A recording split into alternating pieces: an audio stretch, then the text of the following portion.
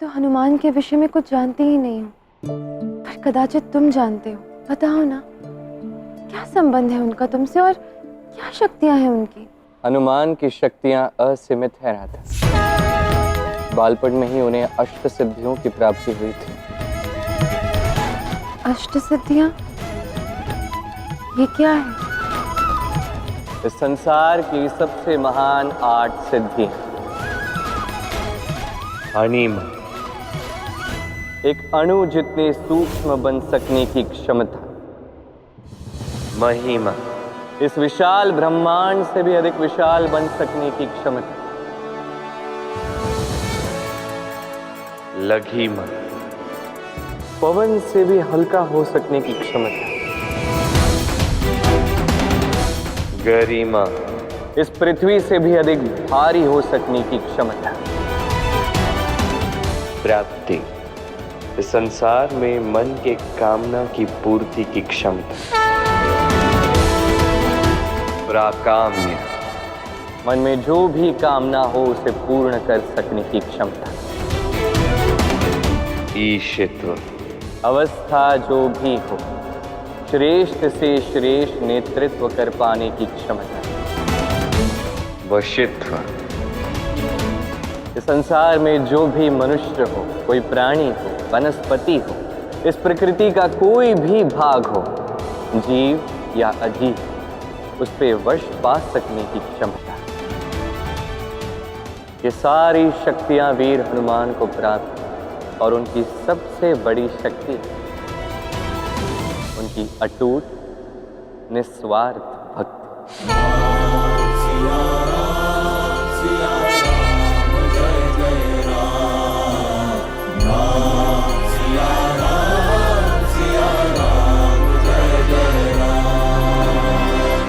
कृष्ण, तुम्हें उनके विषय में इतना सब कैसे ज्ञात है? क्योंकि मेरा उनसे जन्मों का नाता है राधे। जन्मों का? कैसे? ये तुम्हें समय आने पर ही ज्ञात होगा राधे। अभी के लिए इतना जान लो कि केवल अष्ट सिद्धियां ही नहीं, 9 निधियां भी प्राप्त हैं उन्हें, जो स्वयं श्री राम की पत्नी देवी सीता ने उन्हें भेंट में प्रदान की। कैसी निधियां? इस संसार की सबसे मूल्यवान संपत्ति, महापद्मनिधि, पद्मनिधि, नील निधि, मुकुंद निधि, नंद निधि, मकर निधि, कच्छप निधि, शंख निधि, खर्व निधि।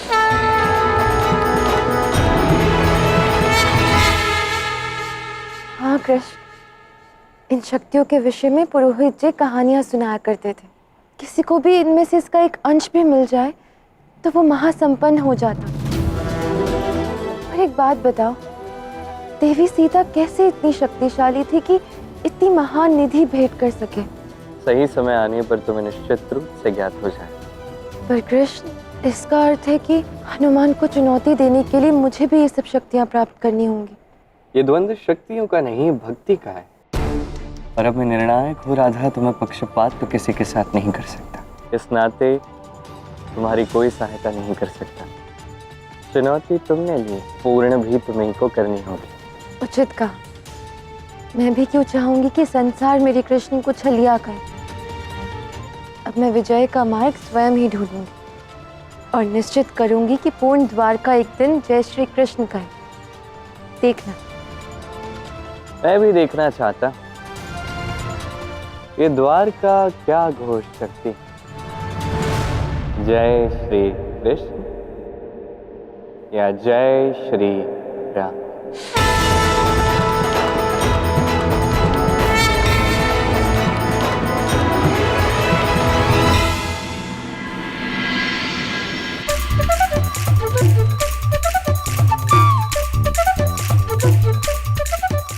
चार सहस्त्र 998, 4 सहस्त्र 999, 5 सहस्त्र। हा हा हा।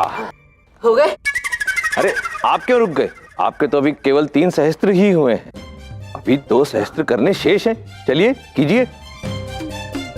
3 सहस्त्र 1, 3 सहस्त्र 2। बस अब नहीं हो पाएंगे। ये क्या बलराम दाऊ, अभी कैसे बस हो? अभी तो 2 सहस्त्र सूर्य नमस्कार करने शेष है। उसके पश्चात हम दंड बैठक करेंगे। हाँ, और उसके पश्चात कुछ छोटे मोटे व्यायाम और हैं जो मैं करवाऊंगा आपको। अरे पर हनुमान जी, इतने सारे व्यायाम करने ही क्यों हैं? आज तो शेर पर सावा शेर मिल गया। पूरी द्वारका जिसके बल को लोहा मानती है, आज वही थक गया। ओहो, ये आप क्या कह रहे हैं भ्राता बलराम? आप समस्त द्वारिका नगरी के विश्वास हैं। हाँ, किंतु मैं बता रहा हूँ ना आपको, इतने व्यायाम की आवश्यकता नहीं है मुझे। और आवश्यकता तो देखिए आपको भी नहीं। अब तो बालपन में ही सूर्यदेव को निकल गए थे, फिर अब ये सूर्य नमस्कार करने की क्या आवश्यकता हो गई अब? नहीं नहीं, बालपन में तो मैं बालक था, अबोध था, परंतु अब मैं अबोध नहीं रहा। अब मुझे सब समझ में आ गया। सूर्यदेव की महिमा को भली भांति समझ गया हूं। जानते हैं भ्राता बलराम, यदि सूर्यदेव के प्रकाश में ये व्यायाम, ये योगासन किए जाएं, तो हमारे शरीर में एक अद्भुत शक्ति, अद्भुत स्फूर्ति का संचार होता है। देखिए, यदि वो शक्ति और स्फूर्ति आपके शरीर में संचारित नहीं होगी, तो आप अपने आराध्य का, अपने द्वारका वासियों का उद्धार, उनका भला कैसे कर पाएंगे? उनके काम कैसे आएंगे? चलिए, बातें बहुत हो गई, अभी वापस व्यायाम शुरू कीजिए। कुछ क्षण विराम के पश्चात। कोई विराम नहीं, चलिए चलिए चलिए। हाँ, 3 सहस्त्र 3 हो गई, 3 सहस्त्र 4, 3 सहस्त्र 100। अरे नहीं हो पाएंगे, और कुछ नहीं हो पाएंगे। मैंने बहुत व्यायाम कर लिया, मुझसे एक तनिक भी व्यायाम नहीं हो पाएगा। बस मुझे भोजन चाहिए, भोजन की व्यवस्था कर दो। भूख लगी है? भूख लगी। भोजन करोगे? खीर खाओगे?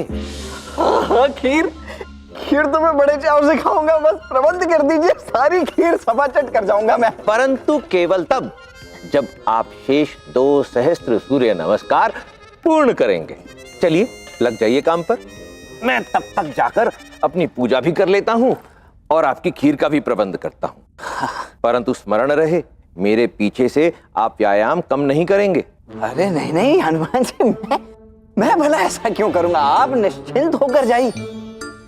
परंतु एक बात भली भांति स्मरण रखिएगा भ्राता बलराम, जब वो स्वादिष्ट खीर इस कक्ष में आएगी तो हम दोनों मिलकर खाएंगे। अवश्य मिलकर खाएंगे, अवश्य खाएंगे। चलिए चलिए, सूर्य नमस्कार आरंभ कीजिए। हाँ।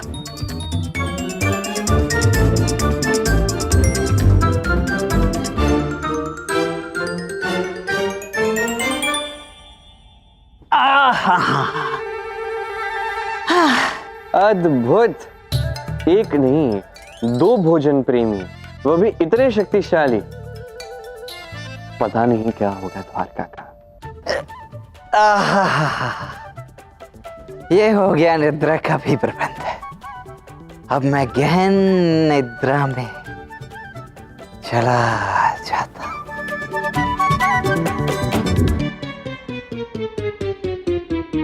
क्या बात है, आप तो सीधा जाके सो गए। मेरे हनुमान के साथ छल कर रहे हैं। हाँ,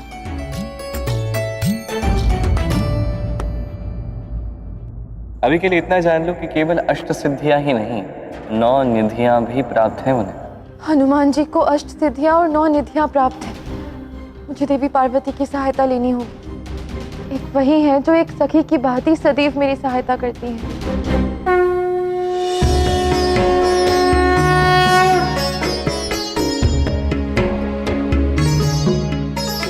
महादेव तो ध्यान के लिए गए और मैं यहाँ उनके बिना एकांत में अधीर हो रही हूँ। हे सखी पार्वती, मेरी सहायता कीजिए। मुझे आज आपकी सहायता की आवश्यकता है। कृपा कर अपने दर्शन दीजिए। मेरी सखी राधा मुझे बुला रही है। मैं कुछ समय के लिए राधा के पास चली जाती हूँ। महादेव के लौटने तक वहीं द्वारका में वास करूंगी। गौरी, इस समय आपका देवी राधा के समक्ष जाना उचित नहीं है। महादेव, महादेव, कहाँ हैं आप? महादेव, ध्यान में ही हूँ देवी, देह से नहीं, मन से आपके साथ ही हूँ। महादेव, शीघ्र ही लौट आइए। आपके बिना यहाँ कैलाश में मन नहीं लगता। देवी, मैं आपकी व्यथा समझता हूँ, किंतु संसार के मंगल के लिए हम शक्तियों को तप करना ही पड़ता है। किंतु इस समय आपको देवी राधा की सहायता करने नहीं जाना चाहिए। हनुमान जो कर रहे हैं सोच समझकर कर रहे हैं, और फिर वो मेरे अंश भी तो हैं। देवी पार्वती आज मेरी पुकार क्यों नहीं सुन रही हैं? क्या आज वो मेरी सहायता नहीं करेंगी?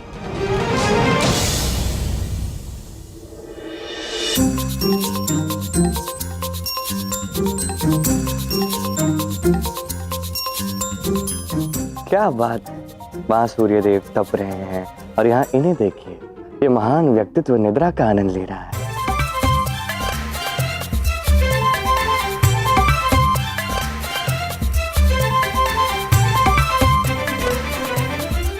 बड़े धीट हैं।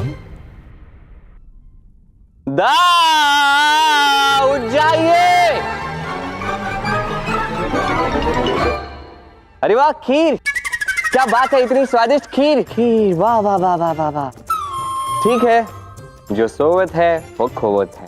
अब खीर तो मैं ही खाऊंगा। खीर कहाँ है?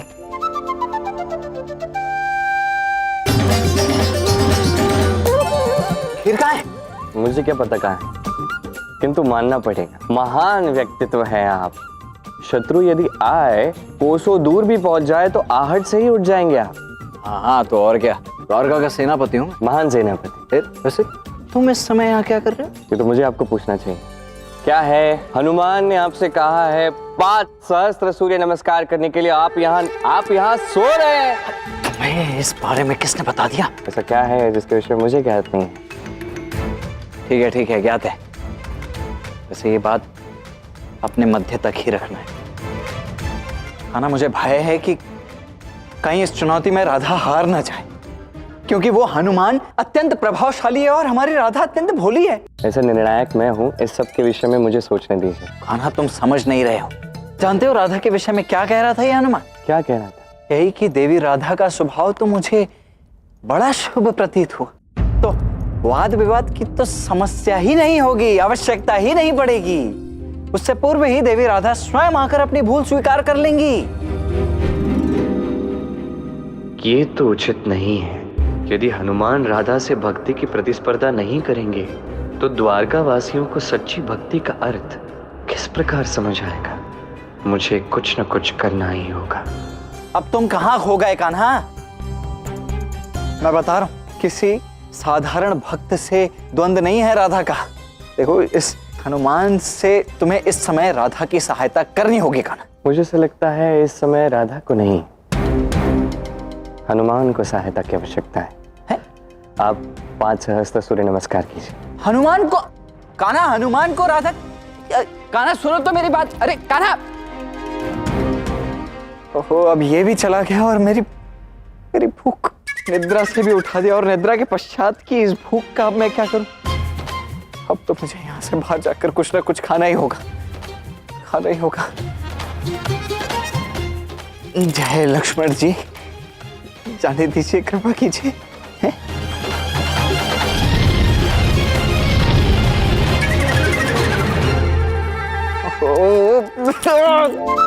क्या करूं मैं? कहां फंस गया मैं?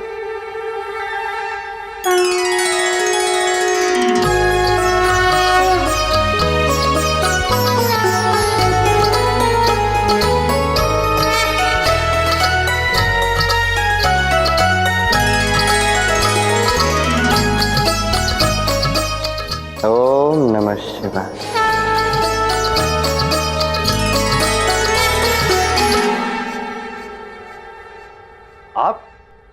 आप यहाँ? भूल गए, मैं भी महादेव का भक्त हूँ। वैसे अभी यहाँ पे आया हूँ आपसे मिलने। परंतु आपको कैसे पता चला कि मैं यहाँ आऊंगा? कैसे नहीं पता चलेगा? ज्ञात तो था ही कि महल से बाहर आएंगे तो यहीं आएंगे आप। तो मुझे बताइए, क्या आपसे एक प्रश्न पूछ सकता? अवश्य पूछिए, आप तो हमारी प्रतियोगिता के निर्णायक हैं, कुछ भी पूछिए। आप अपनी भक्ति सिद्ध कैसे करेंगे? सिद्ध तो सिद्धि की जाती है, यदि भक्ति को भी सिद्ध करना पड़े तो वो भक्ति कहाँ? और वैसे भी देवी राधा तो अत्यंत पवित्र शुभ आत्मा प्रतीत होती हैं। अवश्य ही उन्हें उनके आसपास के लोगों ने ये कुबुद्धि दी होगी। समय आने पर वो अपनी भूल स्वीकार कर लेंगी और प्रभु श्री राम से क्षमा भी मांग लेंगी। उचित है, किंतु मुझे नहीं लगता कि राधा ऐसी ही आके क्षमा मांग लेगी। भले ही उसमें अहंकार ना हो, मेरे लिए असीम प्रेम है और वही उसकी शक्ति है। मुझे ऐसा लगता है कि आपको अपनी भक्ति का प्रदर्शन करना चाहिए। ये आप कैसी बातें कर रहे हैं? आप तो हमारी प्रतियोगिता के निर्णायक हैं, ऐसे पक्षपात नहीं कर सकते। नहीं नहीं, ये पक्षपात नहीं है, न्याय कर रहा हूं। और न्याय के लिए तो मुझे हर एक सत्य असत्य जानना होगा, हर दृष्टिकोण से जानना होगा, तभी तो न्याय होगा। बातें तो आप ऐसे करते हैं जैसे केवल इस प्रतियोगिता के ही नहीं, समस्त ब्रह्मांड के निर्णायक हैं।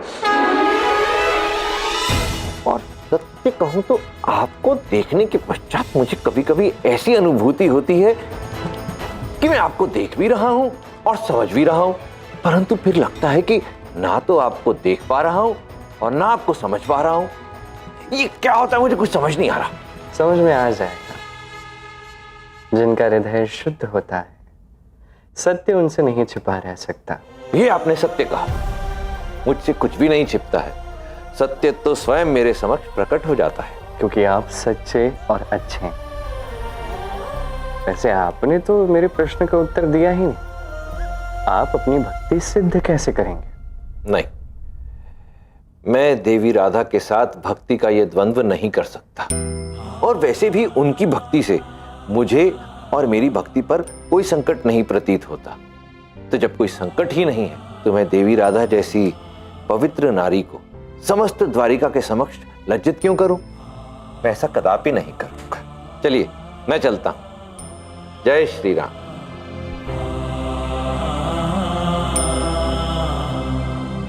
अब क्या होगा?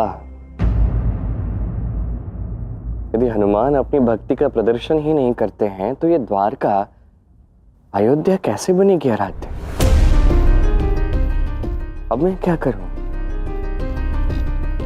हनुमान को लगना चाहिए कि राधा जीत सकती है, तभी तो वो राधा के साथ भक्ति की प्रतिस्पर्धा करेंगे समस्त द्वारका के समक्ष। अब ये कैसे होगा, ये मुझे ही सुनिश्चित करना होगा।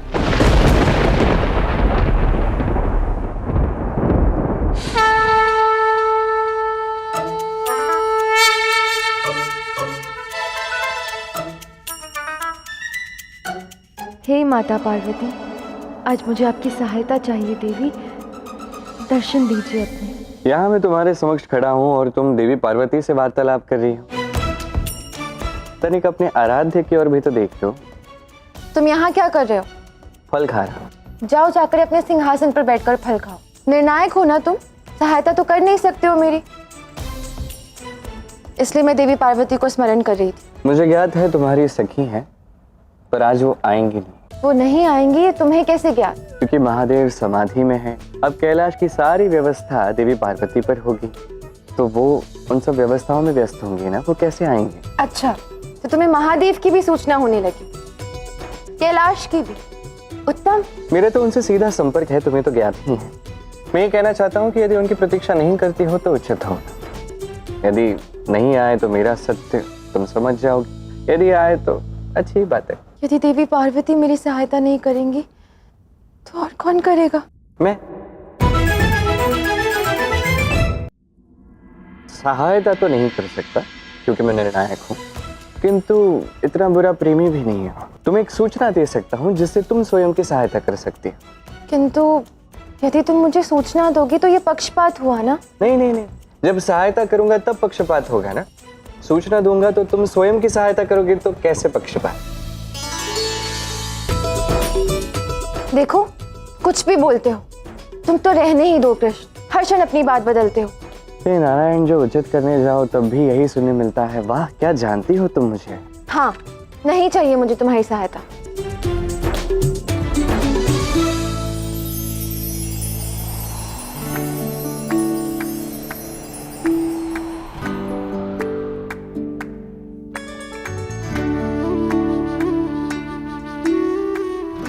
कृष्ण, दुपट्टा छोड़ो मेरा। यह हंसी ठिठोली का समय नहीं है। किंतु मैंने तो तुम्हारा दुपट्टा पकड़ा ही नहीं है।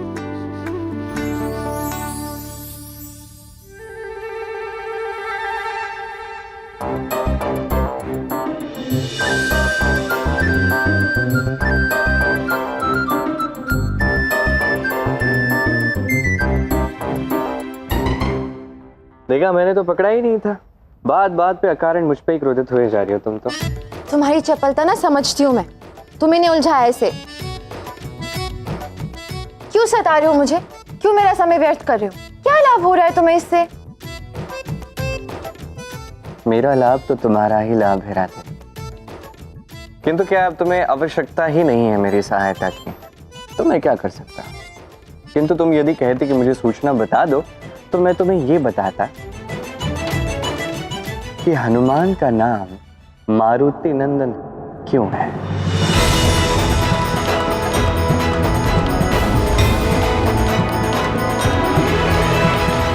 तुम्हें आवश्यकता ही नहीं है मेरी सहायता की, तो मैं क्या कर सकता। किंतु तुम यदि कहते कि मुझे सूचना बता दो, तो मैं तुम्हें ये बताता कि हनुमान का नाम मारुति नंदन क्यों है, क्योंकि वो वायुदेव के पुत्र हैं।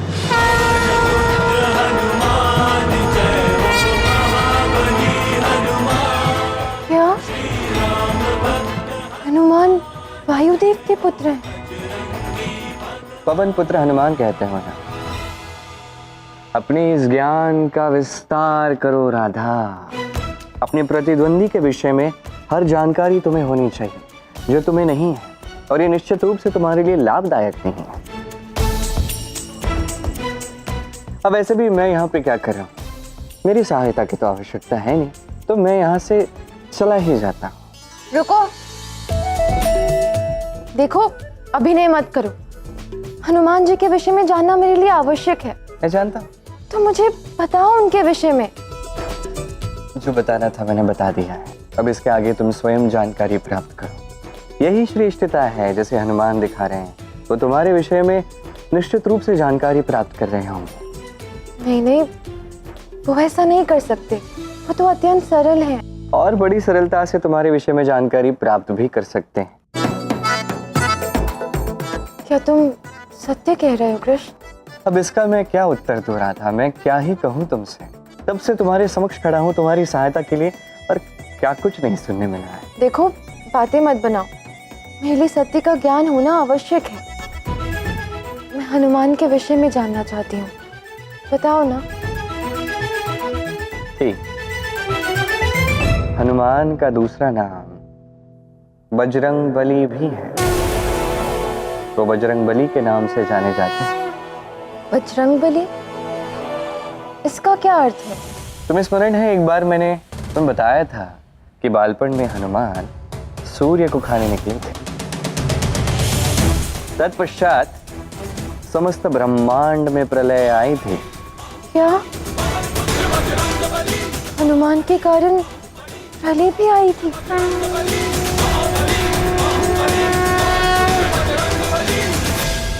अब मैं तुम्हें विस्तार में बताता हूँ। जब हनुमान ने सूर्य को निगलने का प्रयास किया था, तो सूर्यदेव ने सहायता के लिए इंद्रदेव को पुकार लगाई। त्राहिमाम, रक्षा कीजिए इंद्रदेव। सूर्यदेव, वानर बालक, तेरा यह दुस्साहस! और इंद्रदेव ने हनुमान पे वज्र चला दिया।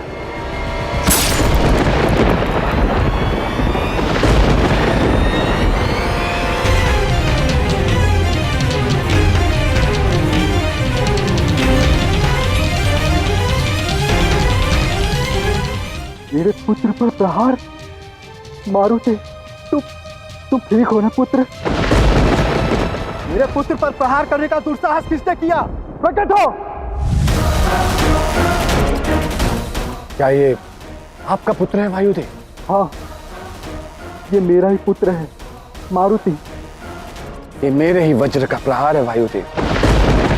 ये नन्हा बालक सूर्य देव को निगलने का प्रयास कर रहा था, और यदि ऐसा होता तो अनर्थ हो जाता। इसीलिए आपने दूसरा अनर्थ कर डाला। इस बालक पर वज्र का प्रहार किया आपने। इसके अतिरिक्त मेरे पास और कोई मार्ग नहीं था वायुदेव।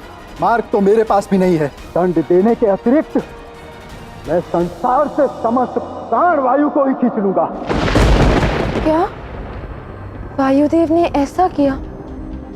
वायु नहीं होगी तो सबका जीवन संकट में आ जाएगा ना। वायुदेव नहीं, उस समय वो पिता थे और पिता की भावना उनके विवेक पर हावी हो गई थी राधा।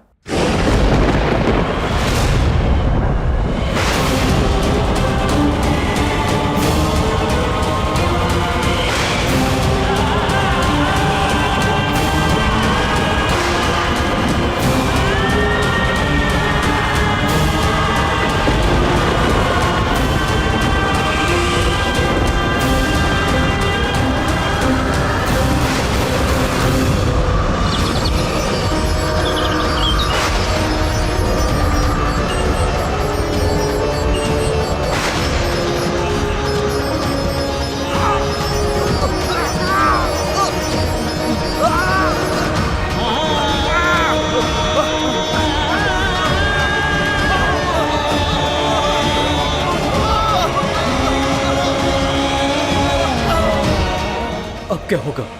सारी सृष्टि का जीवन समाप्त होने को है। तो सब नारायण के पास क्यों नहीं गए? उनसे सहायता लेनी चाहिए थी ना। और कोई विकल्प भी तो नहीं था। अंत में यही हुआ।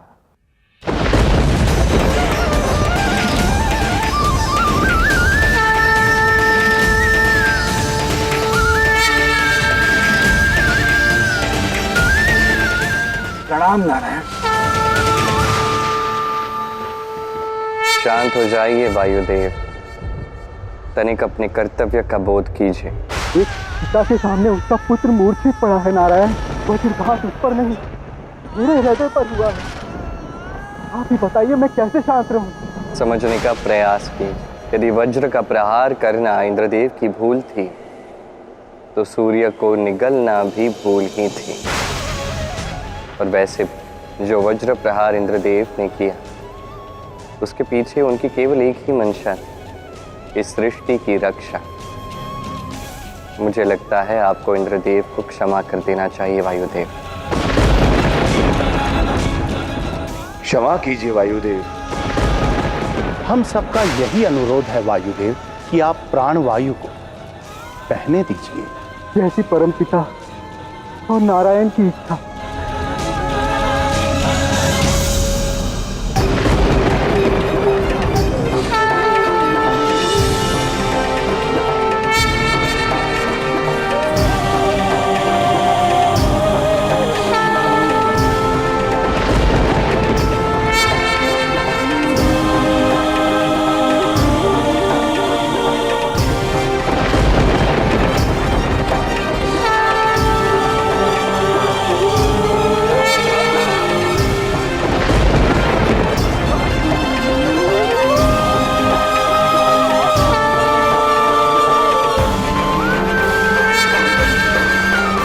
वायुदेव, मुझसे भूल हुई है और मैं अपने भूल का प्रायश्चित करना चाहता हूं। मेरे ही वज्र से इस बालक की थोड़ी अर्थात इसके हनु पर चोट पहुंची थी, इसीलिए आज से इसका नाम हनुमान होगा। हनुमान होगा, हनुमान होगा, हनुमान होगा। मैं इसे वरदान देता हूं कि भविष्य में मेरा वज्र भी इस पर कोई प्रभाव नहीं डाल पाएगा। इसका शरीर वज्र की समान शक्तिशाली होगा।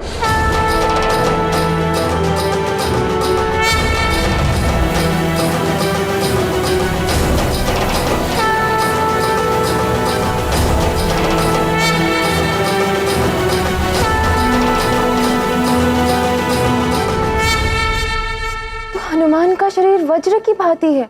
वज्र ही समझ लो। इसलिए तो उन्हें वज्र बली, बजरंग बली कहते हैं।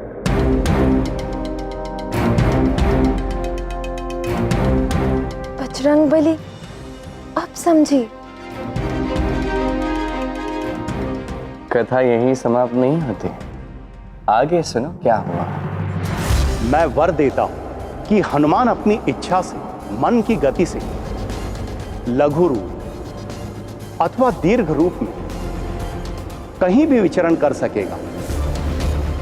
ब्रह्मास्त्र का हनुमान पर कोई प्रभाव नहीं होगा एवं ये बालक सभी प्रकार के ब्रह्म दंडों से अवध्य रहेगा।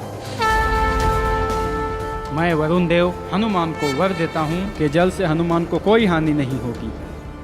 मैं विश्वकर्मा हनुमान को वर देता हूँ, मेरे बनाए सभी अस्त्र और शस्त्रों से हनुमान सदैव सुरक्षित होगा। मैं यमराज हनुमान को मृत्यु के बंधन से मुक्त करता हूँ, वो सदैव चिरंजीवी तथा निरोगी बने रहेंगे। मैं सूर्यदेव हनुमान को अपने तेज का 100वां भाग प्रदान करता हूँ। हनुमान सदैव ही अतुलित और तेजस्वी रहेगा। और मैं हनुमान को संपूर्ण शास्त्रों का ज्ञान भी प्रदान करता हूँ। तुम्हारे जैसा संपूर्ण शास्त्रों का ज्ञाता और एक कुशल वक्ता इस संपूर्ण ब्रह्मांड में कभी नहीं होगा। मैं कुबेर हनुमान को शक्तिशाली अस्त्र प्रदान करता हूँ। इस शक्तिशाली गदा से तुम अपराजित रहोगे, कोई भी शत्रु तुम पर विजय प्राप्त नहीं कर सकेगा।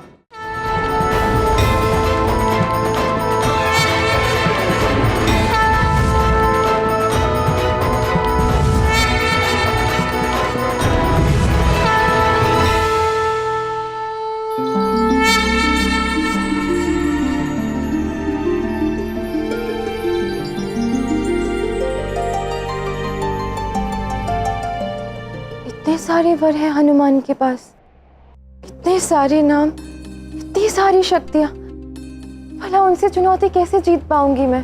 अपनी जीत तो तुम्हें ही सुनिश्चित करनी होगी राधे। मैं तो केवल इतना कह सकता हूँ कि तुम हनुमान के पास जाओ और उनसे कहो कि तुम उनके विषय में जानकारी प्राप्त कर रही हो। तब कदाचित वो तुम्हारी चुनौती को गंभीरता से लेंगे।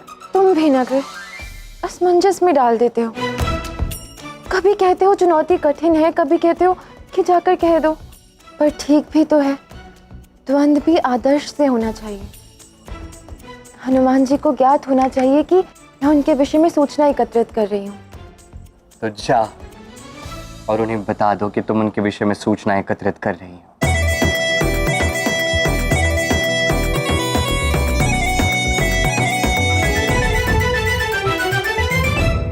और कितनी उलझने आनी है पता नहीं, किंतु कदाचित ये युक्ति कार्य कर जाएगी। कदाचित इससे हनुमान भी राधा के विषय में जानकारी प्राप्त करने का प्रयास करेंगे और कदाचित द्वारका के समक्ष वो भक्ति का प्रदर्शन करें, जिसे द्वारका को भक्ति की परिभाषा ज्ञात हो जाए। ये होना चाहिए, यदि ये नहीं हुआ तो सब कुछ उल्टा पड़ जाएगा। मारुति नंदन, इस नाम से तो यहां मुझे कोई नहीं जानता। इस नाम से किसने बुलाया? सुनिए, क्या आपने मुझे पुकारा? क्या आपने? ये कैसे संभव है? चिरंजीवी,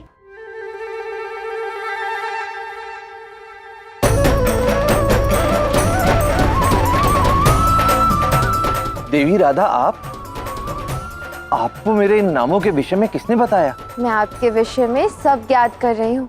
क्यों? अपने प्रतिद्वंदी के विषय में ज्ञान होना तो आवश्यक है ना, इसलिए। ये क्या देवी राधा, मुझे तो लगा था कि आप अब तक प्रतिस्पर्धा का विचार मन से निकालकर प्रभु श्री राम से क्षमा मांगने का विचार बना चुकी होंगी, परंतु इसके विपरीत आप तो अभी तक मुझसे प्रतिस्पर्धा करने में जुटी हुई हैं।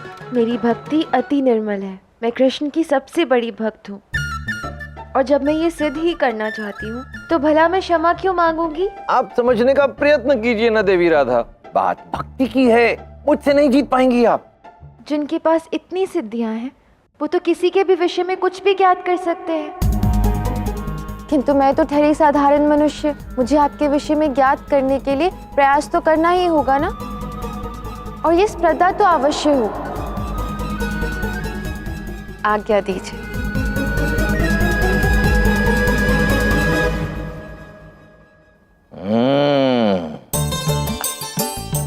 तो श्री कृष्ण ने उचित ही कहा था कि इस प्रतियोगिता में अत्यंत सतर्कता से रहना हनुमान।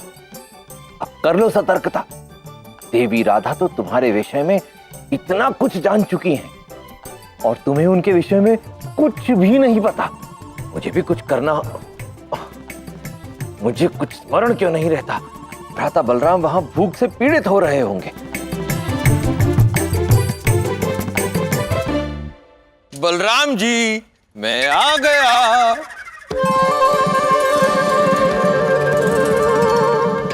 ये तो हनुमान जी का स्वर है, अर्थात वो आ गए। अब तो थोड़ा अभिनय करना ही होगा।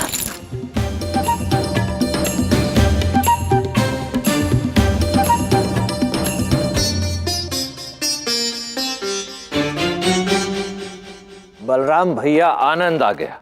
एक रिष्ट पुष्ट व्यक्ति को इस प्रकार व्यायाम करते देखना अपने आप में एक सुखद अनुभव है। वो क्या है हनुमान जी की, आपको वचन दिया था ना, तो वचन पूरा करने के लिए तो मुझे 5 सहस्त्र सूर्य नमस्कार करना ही थे ना। अवश्य ही आपने वचन पूर्ण किया। अब मैं अपना वचन पूर्ण करता हूँ। आपके लिए स्वादिष्ट खीर लाया हूँ, पुरस्कार स्वरूप। ग्रहण कीजिए। दाव, छल मत कीजिए, आप नीचे रखिए, नीचे रखिए, खाइए मत, नीचे रखिए। बहुत बड़ा छल किया है आपने, मुझे पता है।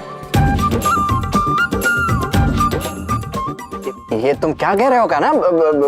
कौन सा छल, किसने किया? मैंने कोई छल नहीं किया। और देखो, इस समय मेरे और मेरी खीर के मध्य माता हुआ। श्री कृष्ण, ये कोई छल नहीं कर रहे। मेरे कहे अनुसार इन्होंने 5 सहस्त्र सूर्य नमस्कार पूर्ण किए और पुरस्कार स्वरूप मैं इन्हें ये खीर खिला रहा हूँ। आपको कुछ ज्ञात नहीं है हनुमान जी, जब आप चले गए थे ना, मैं यहाँ पे आया था। ये सो रहे थे यहाँ पे। क्यों दाव? बताइए बलराम जी, सत्य क्या है? अरे क्या हनुमान जी, आप भी किसकी बातों में आ रहे? देखिए, छल मैं नहीं कर रहा हूँ, छल ये कर रहा है। ये सबके साथ छल करता रहता है, इसीलिए तो इसका नाम छलिया पड़ गया है। ठीक, आप तो सत्य ज्ञात कर सकते हैं हनुमान जी। ये बड़े ढीठ है, ऐसे स्वीकारेंगे नहीं। आप जांच परख कर लीजिए थोड़ी।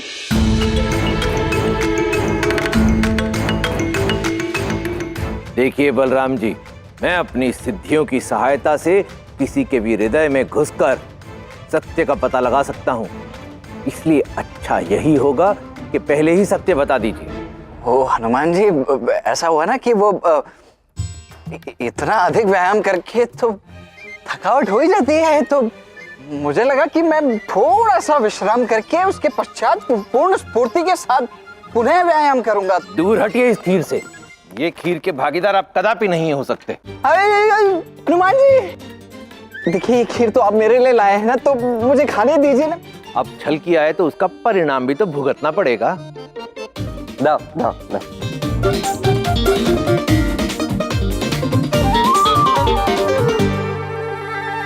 लक्ष्मण रेखा, लक्ष्मण रेखा। रुक जाइए, रुक जाइए, रुक जाइए। आप इस लक्ष्मण रेखा को लांग नहीं सकते। कान्हा, मैं सदैव तो इस लक्ष्मण रेखा के इस पार नहीं रहूंगा ना। जब पार आऊंगा ना, तब देखो मैं तुम्हारा क्या करता हूं।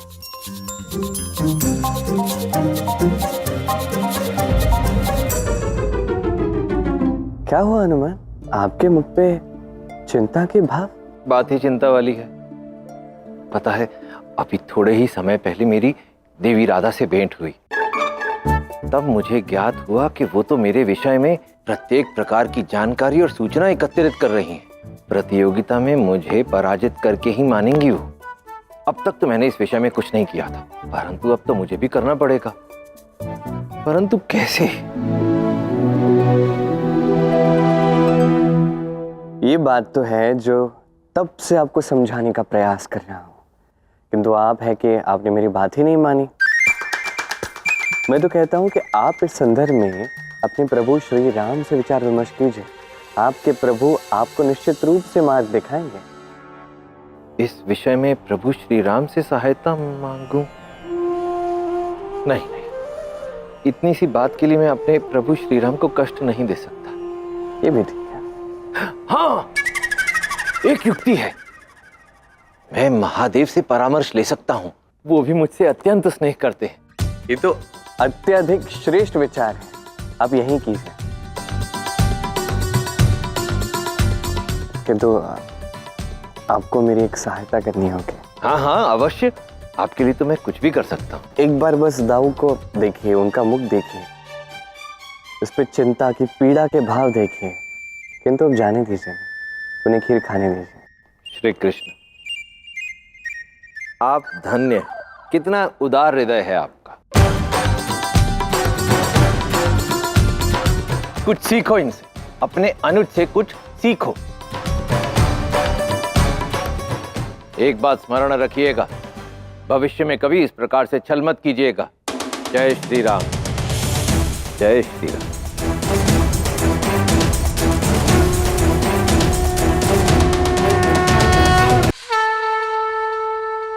हे महादेव, मुझे दर्शन दीजिए प्रभु। मैं केवल आपका भक्त ही नहीं, आपका शिष्य भी हूं, स्वयं आप ही का अंश भी हूं। मेरी सहायता करो प्रभु, मुझे दर्शन दो प्रभु, मुझे दर्शन दो।